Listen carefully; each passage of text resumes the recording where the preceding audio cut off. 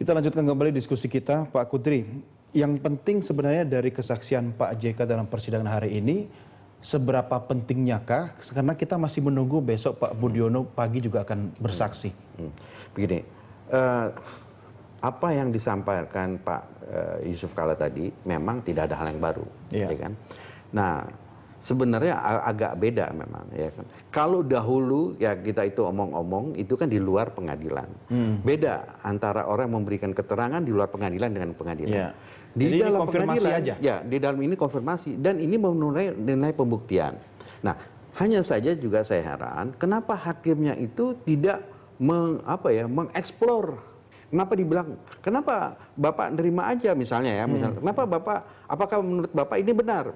Bawahan Bapak memutus tanpa izin Bapak, diputuskan cuman, jadi Bapak hanya di fait accompli. Kan mestinya minta izin dulu, ya, misalnya, segini jalankan. Nah itu tanggung jawabnya ada di ini. Tapi kan hakim ini tidak menanya. Saya nggak tahu apakah hakim di sini, di situ ada self censorship, ya.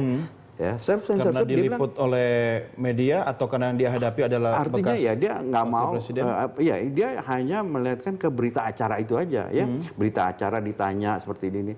Padahal kan kalau kita lihat di dalam persidangan yang lain ya, terutama misalnya di dalam persidangan bukan perkara-perkara korupsi ya atau perkara yang lain, hakim itu aktif nanya kenapa begini, kenapa, motifnya. Kan hakim itu harus mencari motifnya, ya kan, kenapa sampai begini. Hakim maling ayamnya beda ya nanya. Iya, karena itu kenapa dia bilang ya kok diputuskan waktu presiden nggak ada.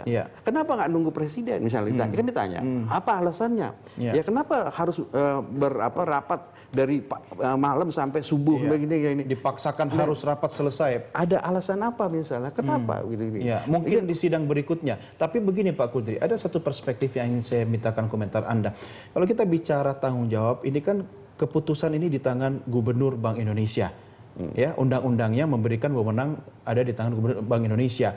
Artinya begini, ketika dia melapor kepada atasannya, apakah Menteri Keuangan, apakah Presiden Republik Indonesia, apakah ad interim Presiden Republik Indonesia waktu itu Wakil Presiden, apakah itu sebagai sebuah keharusan bentuk tanggung jawab atau sekedar koordinasi saja? Sehingga beda nanti ketika ini dianggap salah di kemudian hari, siapa yang harus bertanggung jawab? Ya, ini dalam kasus pemberian ini, itu kan bukan kewenangan Gubernur BI. Tapi komite KSSK, iya komite sistem ini keuangan KSSK itu komite sistem penyelamatan keuangan lah ya, itu sebenarnya menurut undang-undang LPS itu ya kan, jadi ketuanya itu Menteri Keuangan, wakilnya itu adalah Gubernur BI, dan sekretarisnya itu Raden Pardede diangkat sebagai orang yang ini gitu. Nah, jadi sebenarnya bukan pekerjaan Pak Budiono dan ini dalam kapasitas sebagai Gubernur Bank Indonesia.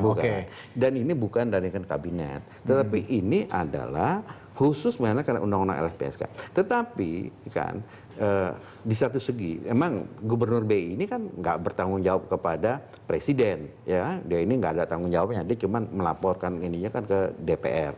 Nah cuman ya Menteri Keuangan waktu itu Ibu Sri Mulyani sebagai ketua ya, dia karena pembantu presiden dan dia ini kan mestinya minta izin dulu ya, Pak ini saya ini dalam kapasitas sebagai Menteri Keuangan. Ya, ini ya, Bapak terserah, Bapak memutuskan apa kalau Bapak ini. Itu tapi yang tadi dikejar SMS-nya, ada atau tidak? Kata Bu Sri Mulyani sudah kirim SMS kalau sebagai laporan.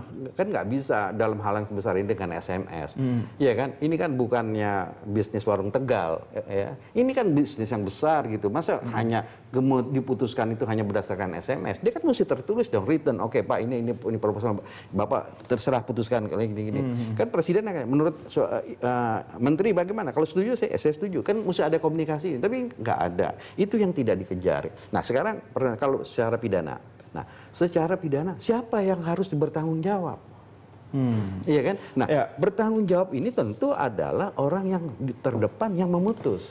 Nah, Pak Kudri, dari segala statement yang Anda sampaikan dan Pak Jonar juga tadi, artinya mengerucut bahwa banyak sekali hal-hal yang menjadi tanda tanya besar atau kejanggalan dalam proses bailout Bank Senturi ini. Anda setuju soal itu? Iya. Jadi kita percayakan pada pengadilan nanti? Ya ini saya berharap ya, pengadilan dalam hal ini hakim harus mengeksplor, ya, memperdalami motifnya.